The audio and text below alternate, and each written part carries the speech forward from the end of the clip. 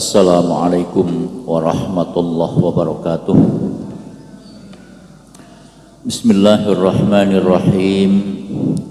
Alhamdulillahi rabbil alamin. Wassalatu wassalamu ala asyrafil anbiya wal mursalin wa ala alihi wa ashabihi ajma'in. Amma ba'du. Para jamaah rahimakumullah, alhamdulillah, karena rahmat Allah semata kita telah menunaikan sholat maghrib kita secara berjamaah. Semoga ibadah kita diterima di sisi Allah Subhanahu wa ta'ala. Semoga Allah senantiasa limpahkan rahmat, maghfirah dan keberkahannya kepada kita. Semoga dosa-dosa kita diampuni, kesalahan-kesalahan kita dihapuskan, dan semoga kita senantiasa dalam lindungannya, tetap istiqomah dalam melaksanakan perintah-perintah Allah dan menjauh larang-larangannya, dan semoga kelak kita semua husnul khotimah. Amin. Semoga salawat serta salam senantiasa dilimpahkan kepada Nabiullah Muhammad sallallahu alaihi wasallam beserta keluarga beliau, para sahabat-sahabat beliau, dan kepada segenap umatnya yang taat dan patuh kepada ajaran beliau. Semoga pula kita termasuk umat yang berada di dalamnya. Amin. Para jamaah sekalian rahimakumullah, malam ini kami akan sampaikan materi tentang at-taubah, babut taubah, bab tentang taubat. Sebagai manusia, kula panjenengan tidak pernah lepas dari yang namanya salah, tidak pernah lepas dari yang namanya dosa. Ya, jadi setiap manusia, siapapun orangnya, apapun levelnya, apapun tampilannya, tidak lepas dari salah dan dosa.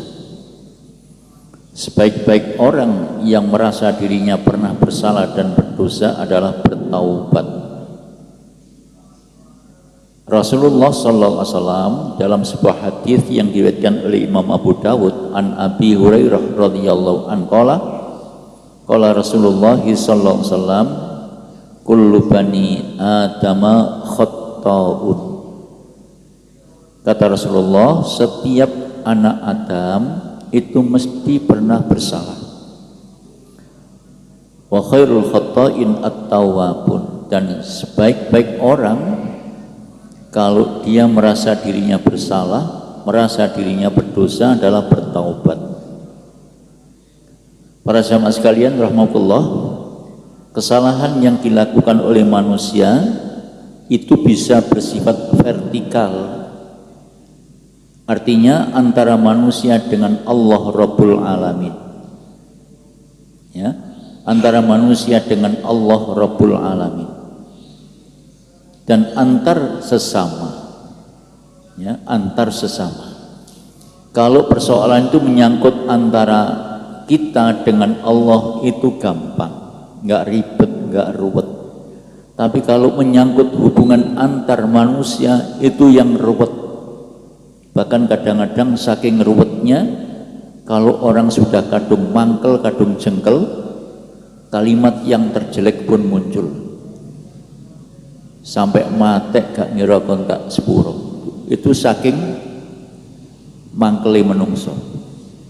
Nah, para jamaah sekalian rahimakumullah, Allah Subhanahu wa ta'ala mengingatkan kepada kita semua, ketika kita ini bersalah, maka solusi terbaik sebagaimana yang dituntunkan oleh Nabi adalah segera bertaubat kepada Allah Subhanahu wa ta'ala.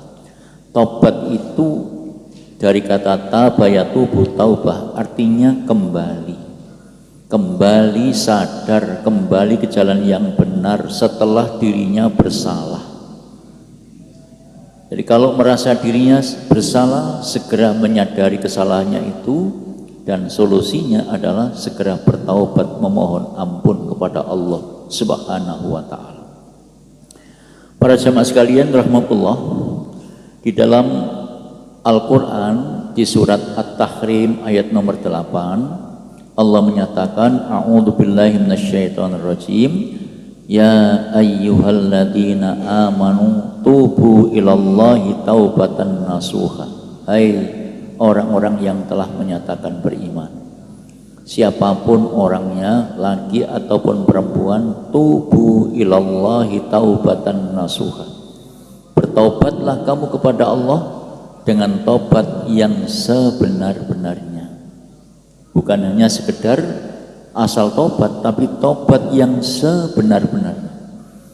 Benar-benar menyadari kalau dirinya bersalah, benar-benar menyadari kalau dirinya berdosa, dan supaya kesalahan dan dosa-dosa itu mendapatkan maghfirah dari Allah, maka dia harus betul-betul serius, ya, bersungguh-sungguh memohon ampun kepada Allah, baca istighfar sebanyak mungkin, menyesali akan kesalahan dan dosa-dosa yang pernah diperbuatnya, dan berjanji tidak akan mengulang kembali kesalahan-kesalahan yang telah dilakukan, lalu berupaya untuk bisa mengamalkan apa yang diperintahkan oleh Allah dan menjauhi larangan-larangannya.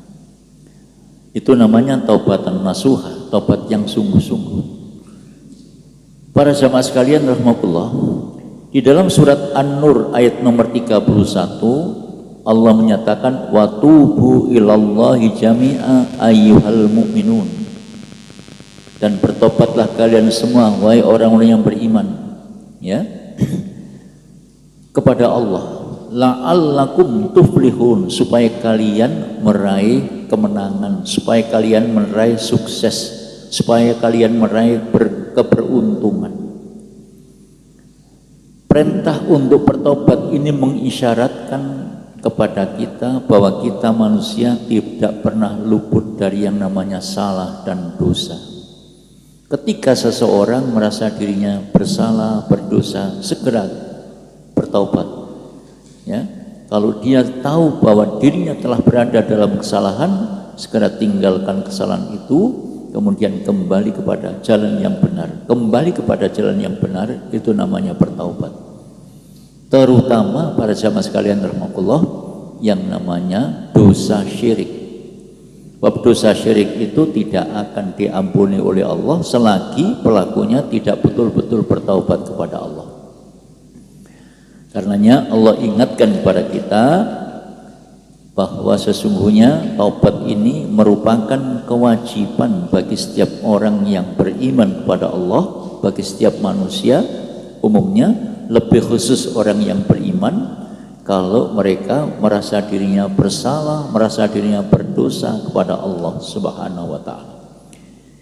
Di dalam surat Hud ayat nomor 3 Allah perintahkan istaghfiru rabbakum tsumma tubu ilaihi, mohon ampunlah kamu kepada Tuhan, kemudian bertaubatlah kepadanya. Artinya kembali kepada jalan yang benar, jalan yang diridhai oleh Allah Subhanahu wa ta'ala. Nah, para jamaah sekalian rahimakumullah, di dalam hadis riwayat Imam Muslim, Imam Bukhari, ya, di dalam hadis riwayat Imam Bukhari, an Abi Hurairah radhiyallahu anhu qala sami'tu Rasulullah sallallahu alaihi wasallam yaqul. Abu Hurairah menceritakan, aku mendengar Rasulullah sallallahu alaihi wasallam bersabda, wallahi inni la astaghfirullah wa atubu ilaihi fil yaum aktsara min 70 marrah. Hadis riwayat Bukhari. Rasulullah menyatakan, diawali dengan kalimat sumpah, wallahi demi Allah. Ini Nabi, ya, ini Nabi. Jadi Nabi menyatakan, wallahi inni la astaghfirullah wa atubu ilaihi fil yaum. Demi Allah, aku senantiasa memohon ampun kepada Allah. La astaghfirullah. Ya, saya terjemahkan senantiasa karena ini fi'il mudhari.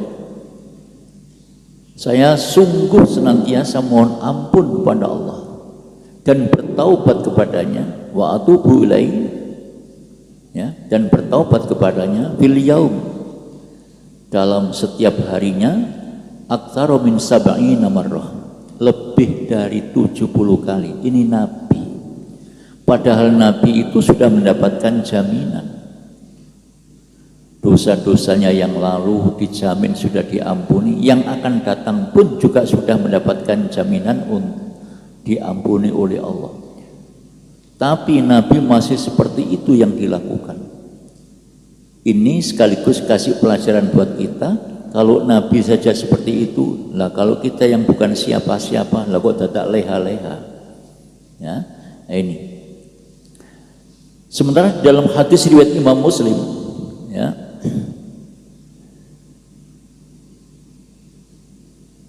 Rasulullah SAW menyatakan, ya ayyuhan nas, wahai sekalian manusia. Ini bersifat umum, lebih khusus kepada orang-orang yang beriman. Karena yang mau mendengar seruan Nabi, yang mau mendengar seruan Allah, hanya orang-orang yang beriman. Ya ayyuhalladzina amanu, ya, Allah menyeru kepada orang-orang yang beriman. Nabi juga begitu, mengingatkan kepada umatnya, ya. Jadi karena hanya Nabi, hanya orang-orang yang beriman yang mau ngereken seruan Allah dan seruan Nabi. Dalam banyak ayat Allah senantiasa mengingatkan kepada orang yang beriman supaya selalu taat kepada Allah, supaya selalu menjaga sholatnya dan seterusnya, supaya selalu bertaubat kepada Allah, ya. Nah, dalam hadis ini Nabi mengingatkan, ya ayyuhan nas, wahai sekalian manusia, khususnya orang yang beriman, tubu ilallah, bertobatlah kamu kepada Allah, wastaghfiruhu, dan mohon ampunlah kalian semua kepada Allah. Fa inni atubu fil yaum ilaihi mi'ata marrah, karena sesungguhnya saya ini senantiasa bertaubat, ya, aku senantiasa bertobat dalam setiap hari mi'ata marrah, ya, 100 kali. Itu Nabi. Dalam hadis riwayat Bukhari tadi lebih dari 70. Dalam hadis ini dikemukakan mi'ata marrah, 100 kali. Ya, itu berarti Nabi tidak pernah berhenti dari beristighfar untuk memohon ampun kepada Allah. Nah, pertanyaannya bagaimana dengan kita? Ya, bagaimana dengan kita? Nah, karenanya para jamaah sekalian rahmatullah, maka keterangan-keterangan yang semacam ini praktis memberikan penjelasan kepada kita bahwa kita sebagai hamba Allah yang beriman harus sadar sesadar-sadarnya. Kalau Nabi saja selalu bertobat, apalagi kita yang bukan siapa-siapa, yang tidak mendapatkan jaminan apa-apa kecuali dari ikhtiar maksimal kita masing-masing. Para jamaah sekalian, di dalam hadis riwayat Muslim, wa Nabi Musa Abdullah bin Qais al-Ash'ari radhiyallahu anhu, anin Nabi sallallahu alaihi wasallam, qala innallaha ta'ala yabsutu yadahu bil lail liyatuba musii'un nahar. Sesungguhnya Allah Subhanahu wa taala senantiasa membuka tangannya, maksudnya senantiasa memberikan peluang kepada setiap hambanya yang beriman, ya, di waktu malam untuk menerima taubat para hambanya yang musii'un nahar, yang di siang hari mereka berbuat salah, berbuat dosa, lalu sadar, kemudian malam bertaubat. Allah senantiasa membuka peluang, membuka kesempatan, memberi peluang, memberi kesempatan kepada siapapun orangnya yang merasa dirinya bersalah kepada Allah, yang merasa dirinya berdosa kepada Allah. Maka sekali lagi jangan pernah ada di antara kita yang merasa sok suci, yang merasa sok bersih dari salah dan dosa. Quran surat An-Najm ayat nomor 32 mengingatkan, a'udzubillahi minasyaitonirrajim, fala tuzakku anfusakum, jangan kamu merasa dirimu sok suci, jangan kamu merasa dirimu sok tidak pernah bersalah, sok tidak pernah berdosa. Huwa a'lamu bimanittaqo. Allah yang paling tahu siapa di antara kita, siapa di antara kalian yang paling bertakwa kepada Allah. Nah, para jamaah sekalian rahmatullah, karenanya bertaubat kepada Allah merupakan perbuatan mulia, sangat terpuji di hadapan Allah Subhanahu wa taala, pertanda orang itu merasa dirinya bersalah dan ingin menghapus kesalahan-kesalahannya, ingin menghapus dosa-dosanya. Mereka kemudian dipi ngerpo untuk mendapatkan ampunan Allah Subhanahu wa taala. Wa yabsutu yadahu bin nahar liyatuba musii'ul lail hatta tatul asyamsu min maghribiha. Begitu pula halnya di waktu siang. Allah senantiasa kasih peluang kepada siapapun di antara hambanya yang merasa bersalah, yang merasa berdosa di waktu malam. Kemudian sadar, lalu dia betul-betul bertaubat, memohon ampun kepada Allah, maka peluang untuk mendapatkan ampunan senantiasa dibuka berat oleh Allah. Siang, malam, pagi, sore, dan seterusnya. Hatta tatlu asyams, ya, min maghribiyah, sampai nanti matahari itu terbit dari arah barat, ya, tempat terbenamnya matahari.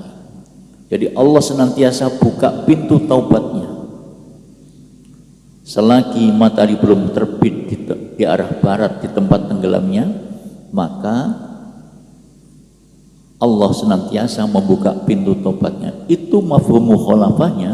Kalau kemudian matahari sudah terbit dari arah barat, ya, berarti pintu taubat tertutup. Na'udzubillah min dzalik. Disinilah para jamaah sekalian rahmatullah, maka manusia, khususnya kita orang-orang yang beriman, harus sadar sesadar-sadarnya. Ya. Kapan Pak terbitnya matahari dari barat itu? Hanya Allah yang maha tahu. Para jamaah sekalian, saya pernah membaca tulisan para ilmuwan. Dunia ini betul-betul nanti pada akhirnya matahari akan terbit dari barat.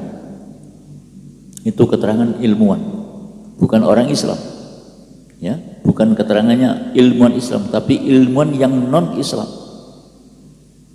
menjelaskan bahwa pada saatnya nanti matahari akan terbit dari barat. Itu diamati dari berbagai sisi, ya, dari berbagai sisi, dan pada akhirnya nanti begitu sudah tiba waktunya matahari akan terbit dari barat. Kalau misalnya itu terjadi, ya, maka para jamaah sekalian berarti tanda dekatnya hari akhir.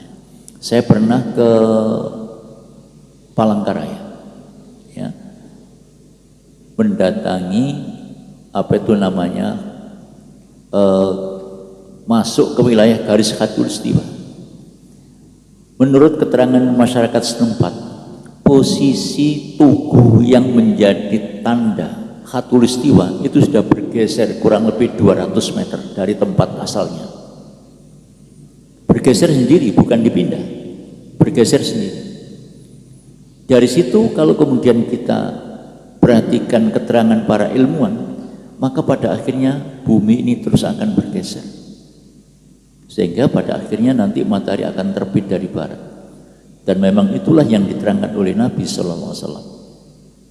Nah, jadi Rasulullah SAW mengingatkan kepada kita, Allah senantiasa memberi peluang kepada para hambanya, siapapun hambanya yang merasa dirinya bersalah, yang merasa dirinya berdosa, maka Allah senantiasa memberi kesempatan seluas-luasnya. Sepanjang mereka mau memohon ampun kepada Allah, Allah akan memberikan ampun kepadanya. Dalam hadis muttafaqun alaih dikisahkan, Ibnu Abbas menceritakan an Ibnu Abbas radhiyallahu anhu, qala anna nasan min ahli syirki, ya, kanu qad qatalu wa aktsaru wa zanu wa aktsaru. Keterangan ini ada di kitab Al-Lu'lu' wal Marjan, sekelompok orang-orang musyrik, ya, dirundung kegelisahan yang dalam. Mereka menyadari kalau dirinya berada dalam kesalahan karena perbuatan syiriknya itu. Di samping itu karena perbuatan yang telah mereka lakukan, yaitu dalam bentuk tindakan pembunuhan. Mereka telah banyak membunuh orang, paling tidak membunuh anak kandungnya sendiri. Jadi karena itu kebiasaan masyarakat Arab sebelum Islam, ya, kebiasaan masyarakat Arab sebelum Islam itu seperti itu. Kalau punya anak perempuan dibunuh. Nah, begitu Islam datang, maka agama Islam meluruskan yang salah supaya ditinggalkan. Jangan kemudian melakukan tindakan zalim, membunuh anak kandungnya sendiri. Di samping itu, wazanu wa aktaru, mereka juga banyak melakukan perbuatan zina, gelisah. Fa'atau Muhammadan sallallahu alaihi wasallam, lalu mereka mendatangi Nabi sallallahu alaihi wasallam. Di hadapan Nabi mereka sampaikan qalu, innal ladzi taqul wa tad'u ilaihi la hasanu. Muhammad, karena mereka belum Islam, ya, mereka belum Islam, lalu mereka ini mendatangi Nabi, kemudian menyampaikan kepada Nabi, sesungguhnya yang kamu sampaikan, yang kamu seru, sungguh itu adalah suatu kebenaran. Lau tukhbiruna anna lima amilna kafara. Apakah Anda Muhammad bisa menceritakan, bisa menjelaskan kepada kami, adakah suatu amalan yang kalau aku lakukan bisa menjadi penghapus dosa-dosa kami? Nah, kemudian Allah turunkan ayat surat Al-Furqan ayat 68. A'udzu billahi minasyaitonir rajim. Walladzina la yad'una ma'allahi ilahan akhar wa la yaqtuluna an-nafsal lati harramallahu illa bil haqq wa la yaznun. Orang-orang yang tidak pernah menyembah kepada selain Allah, artinya tidak pernah berbuat syirik. Orang-orang yang tidak membunuh kecuali dengan cara yang benar, dan orang-orang yang tidak berbuat zina.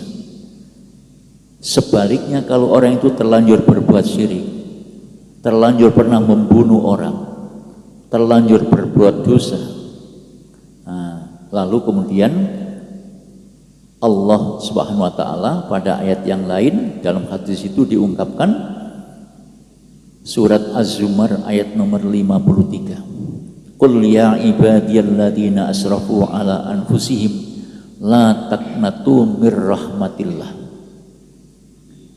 Muhammad, sampaikan kepada mereka, para hamba-hambaku yang terlanjur bergelimang dengan dosa-dosa, la taqnatu mir rahmatillah, jangan kalian berputus asa dari rahmat Allah. Betapapun dosa yang telah kamu lakukan, apakah itu yang namanya syirik, apakah itu yang namanya membunuh, apakah itu yang namanya berzina, dan lain-lain. Pendek kata, dosa apapun, lalu yang bersangkutan kemudian menyesali akan dosa-dosanya, kemudian bertaubat memohon ampun kepada Allah, maka fa innallaha yaghfiru dzunuba jami'an, Allah akan ampuni semua dosa. Innahu wal ghafurur rahim, sebab Allah itu Maha Pengampun lagi Maha Penyayang.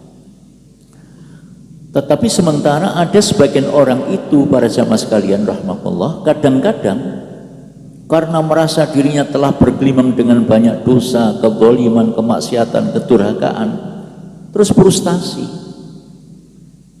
Frustasinya begini,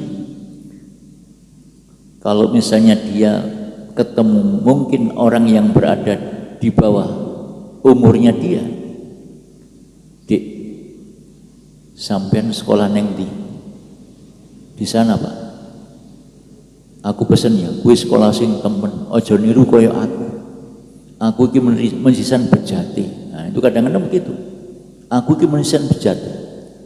Jadi merasa dirinya kalau sudah bejat, sudah rusak, sudah banyak salah dan dosa, demi sisa no, ditutup-tutup no. Itu namanya orang frustasi, karena dia merasa Kayak-kayaknya Allah tidak akan mengampuni dosa-dosa saya. Saking kompliti dosa sing wis dilakoni.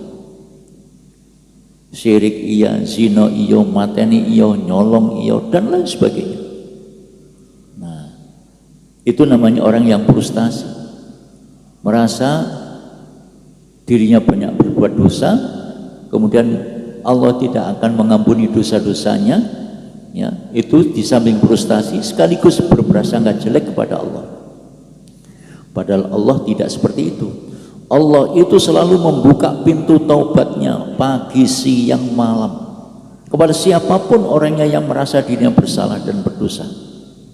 Kalau mereka itu sadar kemudian bertobat, Allah buka pintu taubatnya dan Allah akan terima taubat siapapun di antara hambanya yang kalau mereka betul-betul bertobat kepadanya.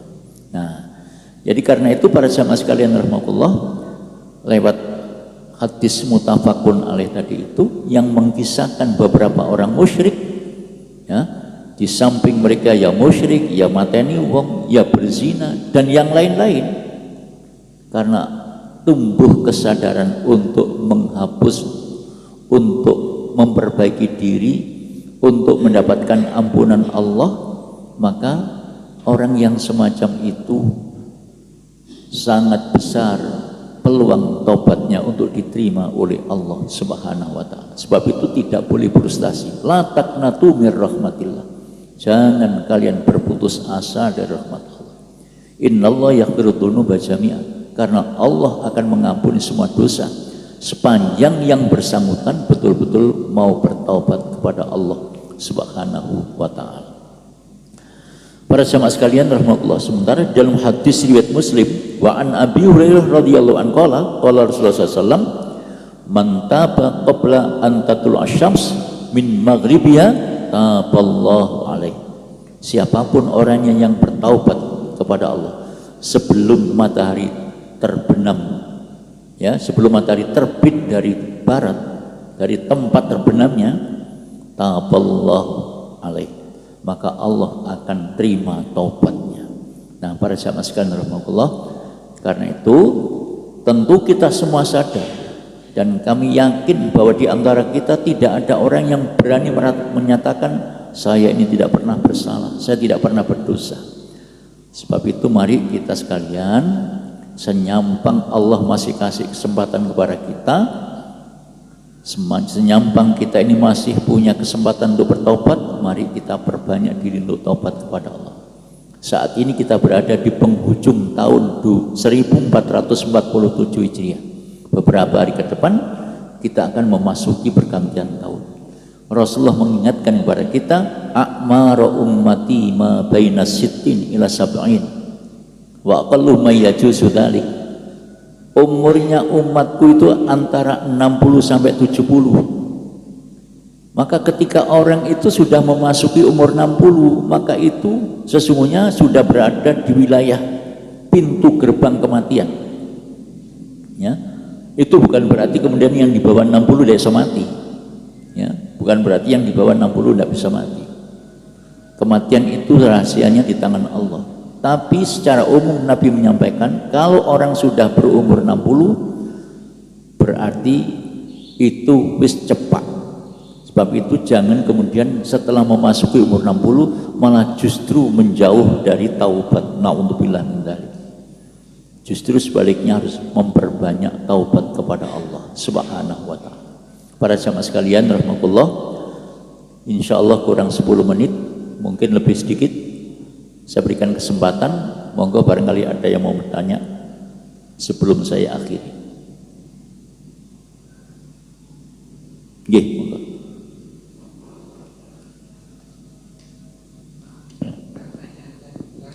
Oke.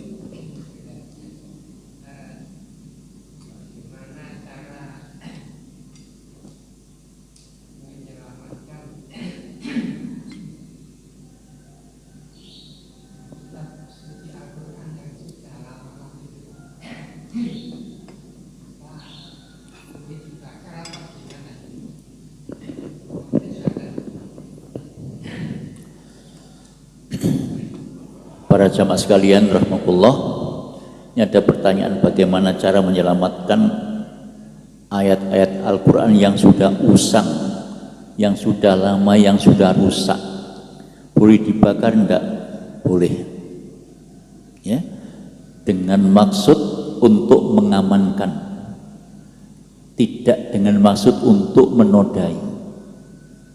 Ketimbang nanti kalau tidak diamankan justru malah disalahgunakan yang bukan-bukan. Begitu jawaban saya. Nah, para jamaah sekalian rahmatullah, kalau misalnya hanya numpuk tidak kemudian diamankan dalam bentuk seperti itu, tidak dibakar misalnya, ya, maka itu akan bisa menghadirkan fitnah. Mungkin nanti orang tidak sadar malah diinjak-injak, dihina-hina dan seterusnya. Supaya aman, lebih baik dilepaskan saja dari situasi dan kondisi yang seperti itu. Saya begitu. Tuh. Tapi kalau membakarnya dengan niat untuk melecehkan, naudzubillah, itu. Kalau dengan niat untuk melecehkan, naudzubillah, maka Quran itu para jemaah sekalian tidak cukup hanya dijadikan pajangan, ya. Tidak cukup hanya sekedar dipajang di tempat buku atau di meja, tapi harus dibaca dan kemudian diupayakan untuk bisa difahami maksud yang terkandung di dalamnya, lalu diamalkan perintahnya dan dijauhi larangan-larangannya.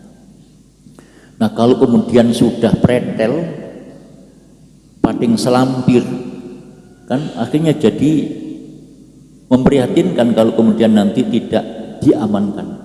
Jadi kalau misalnya sudah seperti itu kondisinya, lebih aman untuk dibakar, ya, tidak dengan maksud melecehkan, tapi justru untuk mengamankan, menyelamatkan dari kejahilan manusia. Begitu, Pak. Mungkin yang lain. Nggih. Salam.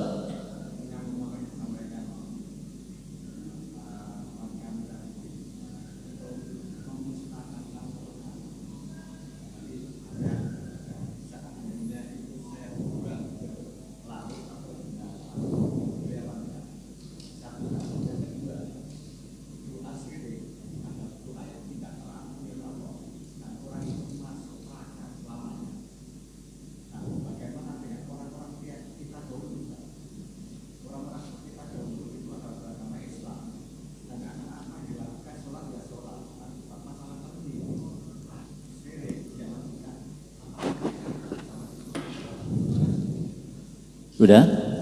Jadi kalau misalnya serpihan-serpihan Al-Quran tadi dibuang ke laut, hemat saya malah justru akan menimbulkan hal-hal yang kurang positif. Bisa jadi kemudian dilecehkan oleh orang di luar Islam. Karena itu akan menjadi pemandangan yang memprihatinkan jadinya.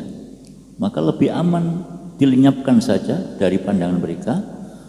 Nah, kemudian di sisi lain, para jamaah sekalian, ada pengganti yang baru. Ya, ada pengganti yang baru.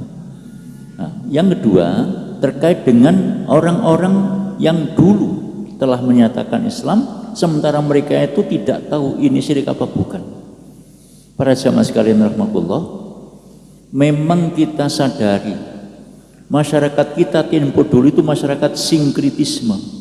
Ngakuni Islam, Hindu iya, Buddha iya, ya, campur aduk semuanya. Misal orangnya sholat, nah kayak malam Jumat gini dulu itu mesti kirim sesaji,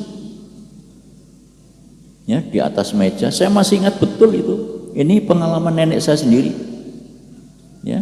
Jadi kirim sesaji kepada orang yang sudah mati dengan keyakinan nanti akan pulang untuk menikmati itu. Nah, belum lagi kemudian kirim kepada tempat-tempat yang dianggap keramat. Itu pasti dulu itu. Nah, para sahabat sekalian rahmatullah, bagaimana yang demikian itu? Memang dulu ajaran Islam belum seterbuka sekarang. Ya. Jadi ajaran Islam belum seterbuka sekarang.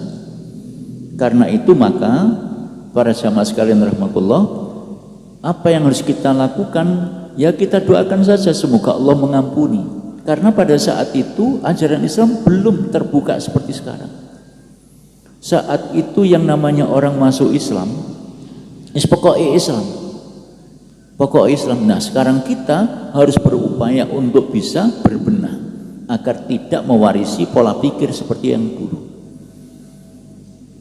Alhamdulillah semakin hari wawasan keislaman ini semakin terbuka, ya, semakin terbuka.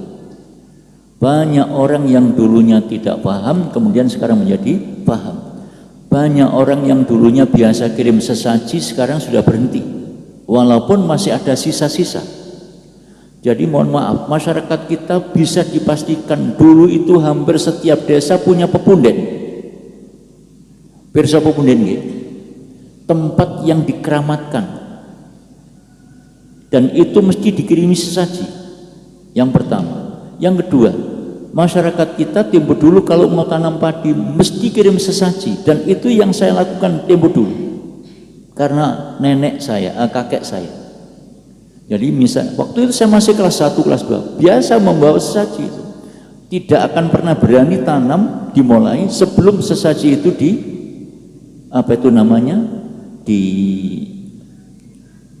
istilahnya ada tukang pembaca mantranya sendiri itu. Begitu juga pada saat akan panen. Ya, alhamdulillah setelah ilmu keislaman berkembang, sekarang sudah bisa dibilang berhenti, habis. Kalau toh misalnya ada, mungkin kecil sekali. Tapi saya masih pernah menangi ketika saya pergi ke Pasuruan. Waktu itu saya melihat kebunnya kampus, lah itu berdekatan dengan sebuah pohon besar yang menjadi pepunden masyarakat setempat. Nah, saya yakin itu karena mereka belum tahu. Nanti kalau sudah tahu, mereka mesti akan berhenti. Hanya saja di dalam hal memberikan pencerahan kepada orang seperti itu harus ekstra hati-hati. Sebab jika tidak, nanti yang terjadi sebaliknya. Nah itu. Jadi memang paham sinkritisme itu seperti itu dulu itu. Sebab Indonesia ini dulunya adalah penghuni agama Hindu dan agama Buddha.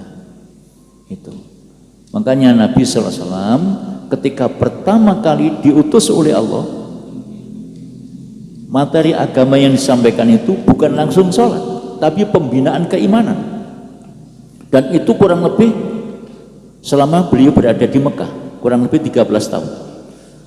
Bahkan perintah sholat itu datang kepada Nabi setelah betul-betul keimanan itu tertata dengan baik. Itu pun ketika misalnya Nabi menerima perintah sholat lewat peristiwa Isra Mi'raj, tidak serta-merta para sahabat percaya. Karena pada waktu itu jarak Mekah Palestina itu kan kurang lebih 2000 kilo. Nabi melakukan Isra Mi'raj cuma semalam, pulang kasih info kepada umat, semalam saya telah melaksanakan Isra Mi'raj. Mereka kaget, tementah Muhammad ini, tementah Rasulullah SAW ini. Apa sebab? Karena tidak ada atau belum ada transportasi kayak sekarang, ya, sehingga orang sulit untuk bisa mempercayai. Tapi yang namanya Abu Bakar kala itu begitu mendengar bahwa yang menyampaikan, yang menceritakan itu Rasulullah, langsung kalau Rasulullah yang menyampaikan, saya percaya. Itulah sebabnya maka Abu Bakar mendapat predikat as-siddiq, orang yang membenarkan. Nah, karena itulah maka para jamaah sekalian rahmatullah, sebelum perintah yang namanya sholat, puasa itu datang, maka yang dibenahi dulu adalah keimanan. Sebab orang tidak mungkin mau melaksanakan perintah kalau imannya belum mapan. Mohon maaf, sekarang ini saya pernah baca hasil penelitian, Indonesia ini mayoritas beragama Islam, 85% beragama Islam. 85% dari 280 juta itu kurang lebih 240 juta. Ketika ada penelitian berapa orang Islam yang sholatnya jangkep 5 waktu, baru baru 39%. 39%. Yang sholatnya jangkep 5 waktu.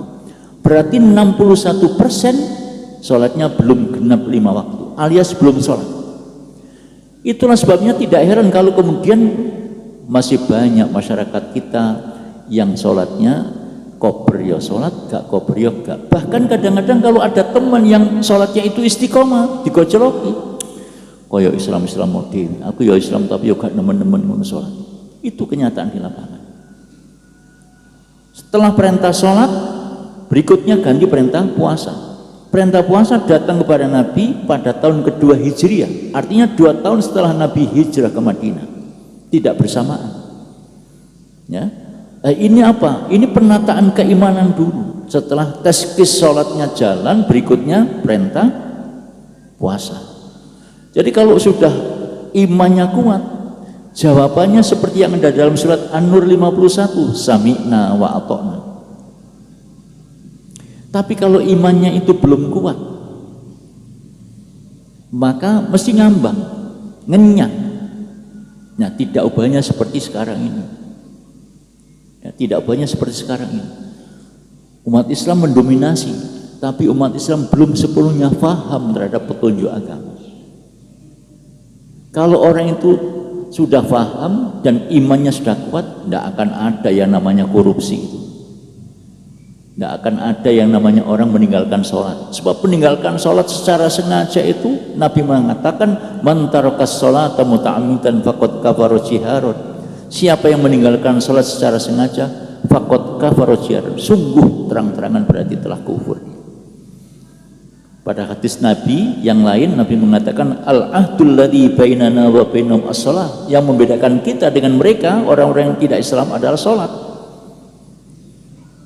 Hadis yang lain lagi, al-farqu bainar rajuli wal kufri tarkus shalah. Yang membedakan antara orang Islam dengan orang kafir adalah sholat. Nah, itulah sebabnya kenapa kemudian sholat itu baru datang setelah pembinaan pembinaan iman menjadi kuat. Sebab kalau orang itu imannya belum kuat, mesti ngenyang, tidak akan punya sikap sami'na wa ata'na. Tapi begitu imannya sudah kuat, maka yang keluar dari lisan orang yang beriman adalah ini perintah Allah, ini perintah Nabi, sami'na wa ata'na, siap melaksanakan. Dalam surat Al-Ahzab ayat nomor 33, ketika Zainab itu dilamar oleh Nabi, senangnya bukan main, sebab ayat itu turun itu karena itu. Tapi berikutnya dilamar oleh Nabi itu mau dikawinkan dengan Zaid bin Harithah, anak angkatnya Nabi. Zainab kepuh, tidak mau. Ya, Zainab tidak mau. Nah, ketika Zainab tidak mau, turun ayat ini. Di penghujung ayat itu, wa may ya'sillah wa rasulahu faqad dhalla dhalalan mubina. Siapa yang durhaka kepada Allah dan Rasulnya, maka sungguh dia berada dalam kesesatan yang nyata. Setelah ayat itu ditutup dengan faqad dhalla dhalalan mubina, akhirnya kemudian Zainab mau. Khawatir dia termasuk kategori orang yang sesat. Nah itu. Ketika Nabi SAW, ketika ada 2 orang sahabat Nabi, Zubair bin Awam, berselisih tentang air dengan seorang sahabat Ansor. Jadi awalnya itu sahabat Ansor itu minta air kepada Zubair bin Awam untuk mengairi ladangnya. Tapi Zubair bin Awam itu ngomong baik, saya tak nyirami lahan saya dulu, setelah itu kamu pakai airnya. Orang Ansor ini tidak terima. Ya, umek, lalu disampaikan kepada Nabi. Nabi membenarkan sikapnya Zubair bin Awam. Ketika Nabi membenarkan sikapnya Zubair bin Awam, sahabat Ansor ini gerundel. Ya, sahabat Ansor ini tidak terima. Lalu wajahnya Nabi memerah. Kemudian Allah turunkan ayat fala wa rabbika la yu'minuna hatta yuhaqqimuka fima syajara bainahum. Bukan termasuk golongan orang yang beriman kalau mereka itu ya mendapatkan keputusan Nabi kok kemudian mereka tidak mau menerima keputusan Nabi. Tsumma la yajidu fi anfusihim harajan mimma qadaita wa yusallimu taslima. Sampai kalau kemudian mereka itu sudah bisa menerima secara total apa yang diputuskan oleh Nabi, baru orang itu dikatakan beriman. Kalau misalnya masih acak-acakan, belum. Nah, karena itu pertanyaannya, kita ini menyatakan diri sebagai orang yang beriman, apakah apa yang disampaikan oleh Allah dalam Al-Quran dan apa yang disampaikan oleh Nabi dalam hadis sudah bisa kita terima sepenuhnya? Disitulah tolak ukur kita sebagai orang yang beriman. Kalau kita sudah punya sikap sami'na wa ata'na, maka itu adalah bagian dari tanda orang yang beriman kepada Allah. Begitu. Ye.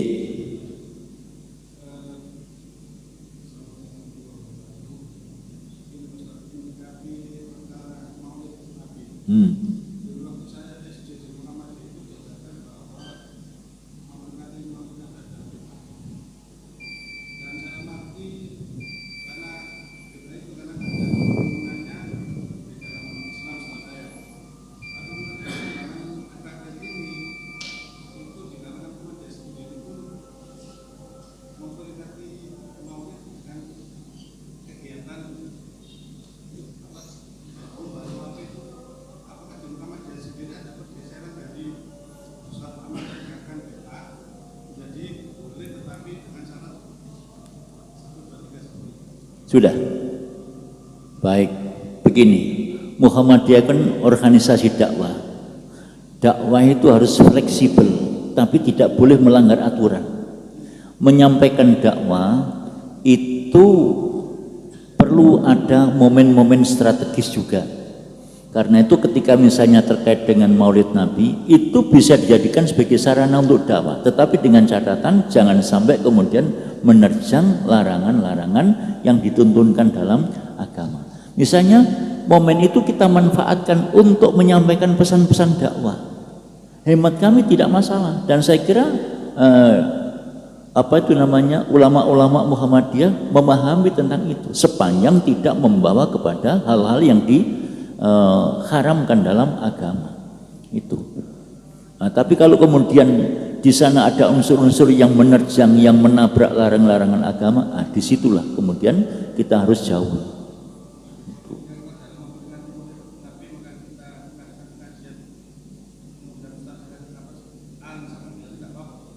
Nggak apa-apa.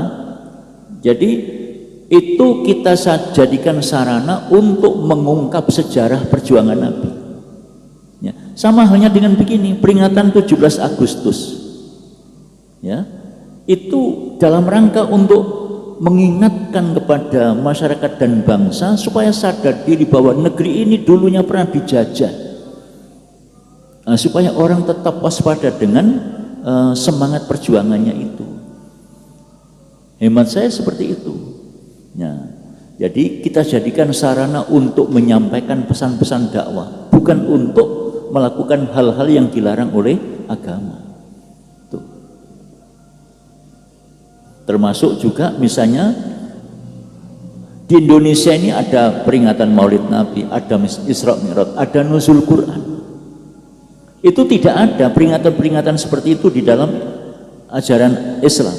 Tetapi momen itu dijadikan sarana untuk menyampaikan pesan-pesan dakwah, semacam di tingkat istana.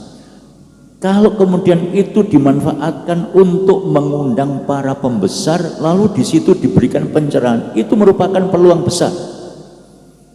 Ya, orang itu kalau misalnya yang ngundang itu panitia biasa, nggak datang, tapi yang ngundang presiden teko, nah di situ dicekoi mereka.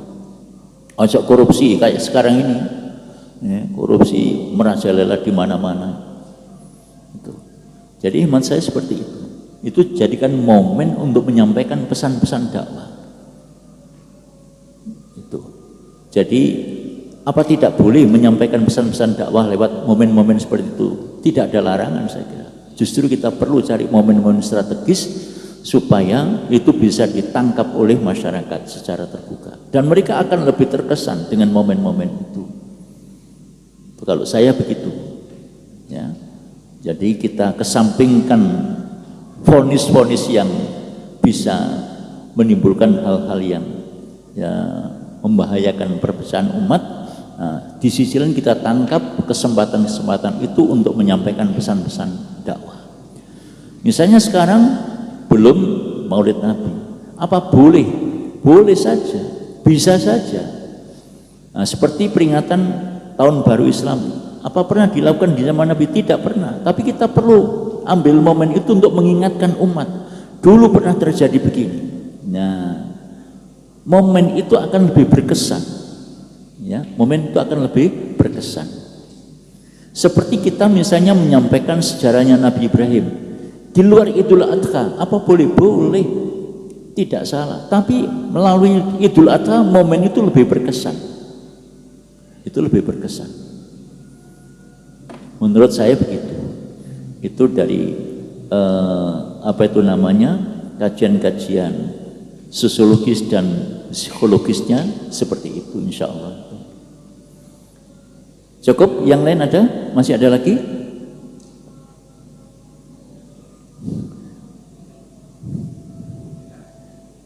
Sampun? Jadi begini, dalam menyampaikan pesan-pesan agama, hemat saya, kearifan itu menjadi penting. Sesuatu yang benar, tapi cara menyampaikannya tidak strategis, itu akan menjadi daya tolak yang besar di kalangan masyarakat. Sebaliknya, yang tidak benar, tapi cara mengemasnya itu lebih bagus, itu justru lebih gampang diterima. Kan kasihan umat jadinya. Nah itu. Nah, karena itu seorang mubalik itu jangan kemudian lantas langsung secara vulgar begitu. Nah, nanti kesan di masyarakat itu akhirnya satu dengan yang lain tabrakan, munculnya gegeran, yang terjadi perpecahan. Disinilah kelemahan umat kita itu. Sementara di sisi lain ada yang mengadu domba. Nah itu, adu dombanya ini yang lebih mengkhawatirkan. Cukup nggih? Baik. Mudah-mudahan bermanfaat. Kurang lebihnya mohon maaf. Subhanakallahumma wa bihamdik asyhadu an la ilaha illa anta astaghfiruka wa atubu ilaik. Assalamualaikum warahmatullahi wabarakatuh.